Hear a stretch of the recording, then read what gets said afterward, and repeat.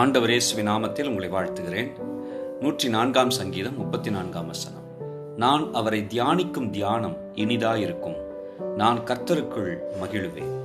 ஆண்டவர் செய்த நன்மைகளையும் அவர் எப்படிப்பட்டவர் என்பதையும் அவருடைய வார்த்தையின் மகத்துவங்களையும் அவருடைய வார்த்தையில் இருக்கிற மேன்மையான அதிசய செயல்களையும் நாம் தியானிக்கும் போது அவைகள் நம்முடைய இருதயத்தை மகிழ பண்ணுகிறதாகவும் பிரமிக்க பண்ணுகிறதாகவும் நம்முடைய ஆவிக்குரிய வாழ்வில் மிகப்பெரிய உற்சாகத்தை நமக்கு கொடுக்கிறதாயும் இருக்கிறது. ஆகவே அவரை தியானிக்கிற தியானத்தில் நாம் நம்முடைய வாழ்வை செலவிட வேண்டும் என்று இந்த வசனம் நம்மை உற்சாகப்படுத்துகிறது.